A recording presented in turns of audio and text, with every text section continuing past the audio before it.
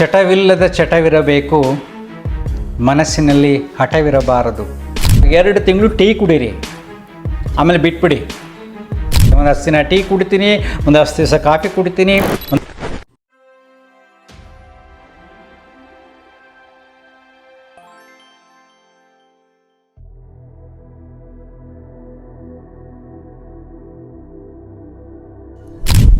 ನಮಸ್ಕಾರ ಸ್ನೇಹಿತರೆ, ಈ ದಿನದ ವಿಷಯ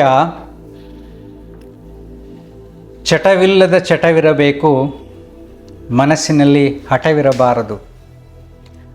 ಹಠವಿದ್ದರೆ ನನ್ನನ್ನೇ ನಾನು ಗೆಲ್ಲುವೆ ಎನ್ನುವ ಹಠವಿರಬೇಕು.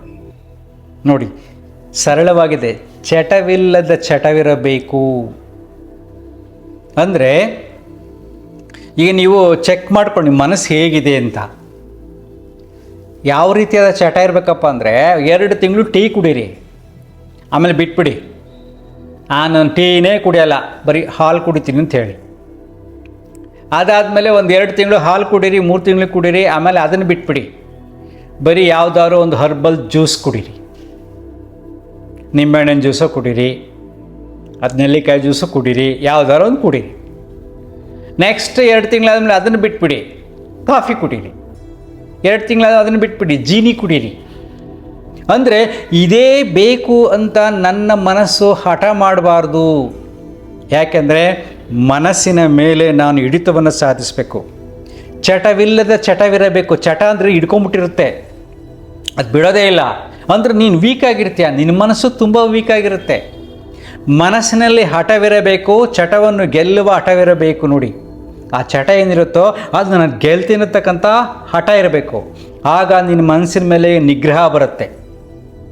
ನಾವೇನು ಮಾಡ್ತೀವಿ, ಕೆಲವರು ನೋಡಿ ಕಾಫಿ ಕೊಟ್ಟಿಲ್ಲ ಅಂದರೆ ಅಯ್ಯೋ ತಲೆನೋವು ಬಂದುಬಿಡುತ್ತೆ ಅಂತಾರೆ, ಟೀ ಕುಡ್ತಿಲ್ಲ ಅಂದರೆ ತಲೆನೋವು ಬರುತ್ತೆ ಅಂತಾರೆ. ಬಟ್ ನಾನಂತೂ ನನ್ನ ಬದುಕಿನಲ್ಲಿ ಹೀಗೆ ಮಾಡಿದ್ದೀನಿ. ಒಂದು 10 ದಿನ ಟೀ ಕುಡಿತೀನಿ, ಒಂದು 10 ದಿವಸ ಕಾಫಿ ಕುಡಿತೀನಿ, ಒಂದು 10 ದಿನ ಜ್ಯೂಸ್ ಕುಡಿತೀನಿ, ಒಂದು 10 ದಿವಸ ಜೀನಿ ಕುಡಿತೀನಿ, ಯಾವುದೋ ಒಂದು ಕುಡಿತಾ ಇರ್ತೀನಿ.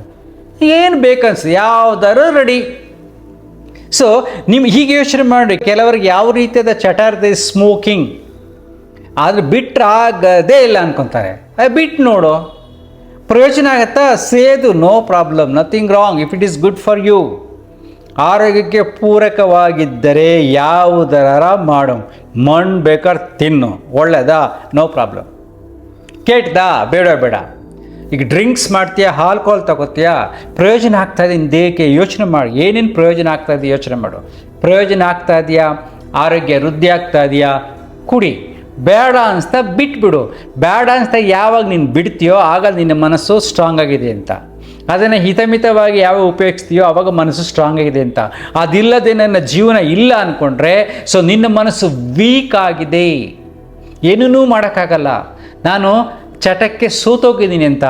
ಚಟವನ್ನು ನಾನು ಹಠದಿಂದ ಗೆಲ್ಲಬೇಕು. ಈಗ ತುಂಬ ಸ್ಕೂಲ್ ಹುಡುಗರುಗಳನ್ನ, ಕಾಲೇಜ್ ಮಕ್ಕಳನ್ನ ನಾನು ತುಂಬ ಹೊರಗಡೆ ಎಲ್ಲ ನೋಡ್ತಾ ಇರ್ತೀನಿ. ಎಷ್ಟೋ ಜನ ಯಂಗ್ಸ್ಟರ್ಸ್ ತನ್ನ ಬದುಕನ್ನು ಹಾಳು ಮಾಡ್ಕೋತಾ ಇದ್ದಾರೆ, ಚಟಕ್ಕೆ ಬಿದ್ದು, ಕ್ಷಣಿಕ ಮಾತ್ರದ ಸುಖಕ್ಕೆ ಬಿದ್ದು. ಅದು ಒಂಥರ ಹೊಸದಾಗಿ ಏನೋ ಒಂದು ಕಂಡಂಗಾಗುತ್ತೆ. ಆವಾಗ ಮನಸ್ಸು ಅದನ್ನೇ ಬಯಸ್ತಾ ಇರುತ್ತೆ. ಅದಲ್ಲ, ಮನಸ್ಸು ಯಾವ ಸ್ಥಿತಿಯಲ್ಲೂ ಕೂಡ ಆನಂದವಾಗಿರುತ್ತಲ್ಲ, ಆನಂದವಾಗಿರೋದಕ್ಕೆ ಏನು ಸಹಾಯ ಮಾಡುತ್ತೆ? ಮನಸ್ಥಿತಿ ಸಹಾಯ ಮಾಡುತ್ತೆ.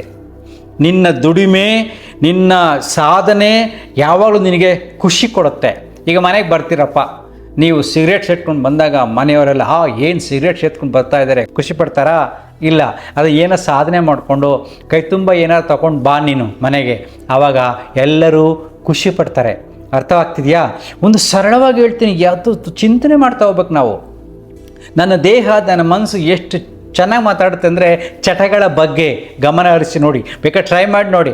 ಆ ಒಂದು 5 ರೂಪಾಯಿ 10 ರೂಪಾಯಿ ಸಿಗರೇಟ್ ರೇಟ್ ಗೊತ್ತಿಲ್ಲ, ತೊಗೊಂಡು ಹಿಂಗೆ ಹಿಡ್ಕೊಂಡು ಸಿಗರೇಟ್ ಫಸ್ಟ್ ಟೈಮ್ ನೀವು ಸಿಗರೇಟ್ ಸೇದ್ರಿ, ಮೊದಲನೇ ಸಾರಿ ಕೆಮ್ಮು ಬರುತ್ತೆ. ಆಗ ದೇಹ ಹೇಳ್ತು ಇದು ಬೇಡ ಅಂತ. ಯಾಕೆಂದರೆ ನೀನು ಪ್ರಾಣಶಕ್ತಿಯಿಂದ ತಗೋತಾ ಇದ್ದೀಯಾ. ಆ ಪ್ರಾಣಶಕ್ತಿ ಏನಿದೆಯೋ ಗಾಳಿ, ಅದರ ಜೊತೆ ಈ ಹೊಗೆ ಬೇಡ ಅಂತ ಕೆಮ್ಮಂತು. ಇನ್ನೊಂದು ಸಾರಿ ಸೇದಿ ಕೆಮ್ಮು ಬರುತ್ತೆ. 2ನೇ ಸಿಗರೇಟ್ ಸೇದಿ ಆಮೇಲೆ ನಮಗೆ ಸ್ವಲ್ಪ ಏನೋ ಒಂದು ಹಿತ ಕಾಣುತ್ತೆ. ಆವಾಗ ಒಳಗಡೆ ತಕ್ಕಂಥ ಆತ್ಮಸಾಕ್ಷಿ ಸೈಲೆಂಟ್ ಆಗಿಬಿಡುತ್ತೆ, ಹಾಳಾಗೋಗಂತ. 3, 4, 5 ಸೇರ್ತಾ ಹೋಗ್ತೀರಾ, ಕೊನೆಗೆ ಆತ್ಮಸಾಕ್ಷಿ ಸೈಲೆಂಟ್ ಆಯಿತು, ಮನಸ್ಸು ಚಟಕ್ಕೆ ದಾಸನಾಗ್ತು ಅದು ಕೇಳ್ತಾ ಹೋಗುತ್ತೆ. ಮನಸ್ಸೆಲ್ಲ ಬಿಟ್ಬಿಟ್ಟಿದೆ, ಆತ್ಮಸಾಕ್ಷಿಗೂ ಮನಸ್ಸಿಗೂ ಸಂಘರ್ಷ ಆಗ್ಬಿಟ್ಟು ಮನಸ್ಸಿನ ಟೆನ್ಷನ್ ಆಗುತ್ತೆ. ಅದಕ್ಕೆ ಯಾಕಂದರೆ ಒಳಗಡೆ ಬೇಡ ಅಂತಿದ್ದೆ, ಮನಸ್ಸು ಬೇಕು ಅನಿಸುತ್ತೆ. ಸಂಘರ್ಷವನ್ನು ಮರೆಯೋಕ್ಕೆ ಇನ್ನೊಂದು ಸಿಗರೇಟು ಬೇಕಾಗತ್ತೆ. ಅದೇ ರೀತಿ ಆಲ್ಕೋಹಾಲ್, ಫಸ್ಟ್ ಟೈಮ್ ವಿಸ್ಕಿ ತಗೊಳ್ಳಿ, ಕುಡಿಯೋಕ್ಕೆ ಹೋಗಿ ಕಹಿ ಆಗುತ್ತೆ, ಮುಖ ಎಲ್ಲ ಒಂಥರ ಆಗುತ್ತೆ, ಅದಕ್ಕೇನೋ ಸೈಡ್ಸ್ ಬೇಕು ಅನಿಸುತ್ತೆ, ಕುಡಿಯೋಕ್ಕಾಗೋದೇ ಇಲ್ಲ. ಆಗ ಮನಸ್ಸು ರೆಸಿಸ್ಟ್ ಮಾಡುತ್ತೆ. ಆದರೂ ನಾವು ಕುಡಿತಾ ಇರ್ತೀವಿ. ಸಹವಾಸ ದೋಷದಿಂದ ಕುಡಿದಾಗ ಏನಾಗುತ್ತೆ, ಸ್ವಲ್ಪ ದಿನ ಆದಮೇಲೆ ಅದು ನನಗೆ ಬೇಕು ಅನಿಸುತ್ತೆ. ಆತ್ಮಸಾಕ್ಷಿ ಸೈಲೆಂಟ್ ಆಯಿತು, ಮನಸ್ಸು ಜಾಗೃತವಾಯಿತು, ಮನಸ್ಸು ಚಟಕ್ಕೆ ಬಿತ್ತು, ಘರ್ಷಣೆ ಆಗಿ ಬೇಕು ಅನಿಸುತ್ತೆ. ನಾವು ಮನಸ್ಸನ್ನು ಖಾಲಿ ಮಾಡಿ ನೋಡಿ, ಆವಾಗ ಬೇಕಾದರೆ ಬೇಕು, ಬೇಡದರೆ ಬೇಡ. ಮನಸ್ಸು ಯೋಚನೆ ಮಾಡುತ್ತೆ, ಇದು ಪ್ರಯೋಜನ ಇದೆಯಾ? ಪ್ರಯೋಜನ ಇದ್ದರೆ ಕುಡಿಯೋಣ, ಪ್ರಯೋಜನ ಇಲ್ಲ ಅಂದರೆ ಬೇಡ ಅಂತ ಮನಸ್ಸು ಬರುತ್ತೆ.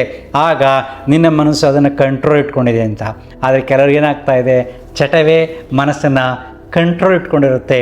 ಆತ್ಮಸಾಕ್ಷಿಗೂ ಮನಸ್ಸಿಗೂ ಸಂಘರ್ಷ ನಿರಂತರವಾಗಿ ನಡೆದು ತನವನ್ನು ಕಳ್ಕೊಳ್ಳುತ್ತೆ. ಸಹಜ ಸ್ವಭಾವವಾದ ನಗು, ಪ್ರೀತಿ, ಮಮತೆ, ಕರುಣೆ ಎಲ್ಲ ಕಾಣೆ ಆಗುತ್ತೆ. ಕುಡುಕರ ಜೊತೆ ಮಾತಾಡಿ ನೋಡಿ, ಅವ್ರು ಏನು ಬೇಕಾದ್ರೂ ಮಾಡ್ತಾರೆ. ಯಾಕೆಂದರೆ ಆ ಗುಣಗಳೆಲ್ಲ ಕಡಿಮೆ ಆಗಿಬಿಟ್ಟಿರುತ್ತೆ. ಸೊ ಏನಕ್ಕೆ ಕೇರೇ ಕಟ್ಕೊಳ್ಳೋದಿಲ್ಲ. ನಾವು ಬೇಕಾಸನ ನಾವು ನೋಡಿದ್ದೀವಿ, ಕೇರೇ ಕಟ್ಕೊಳ್ಳೋದಿಲ್ಲ, ಏನು ಮಾಡೋಕ್ಕಾಗೋದಿಲ್ಲ. ಯಾಕಂದರೆ ಅಲ್ಲಿ ಭಾವನೆಗಳು ಬತ್ತಿ ಹೋಗ್ತಾ ಇರ್ತವೆ. ಯಾಕಂದರೆ ಮನಸ್ಸು ಯಾವಾಗಲೂ ಆ ಕ್ಷಣಿಕದ ಸುಖಕ್ಕೆ ಹಾತೊರಿತಾ ಇರುತ್ತೆ, ಭಾವನೆಗಳು ಬತ್ತಾ ಇರುತ್ತೆ.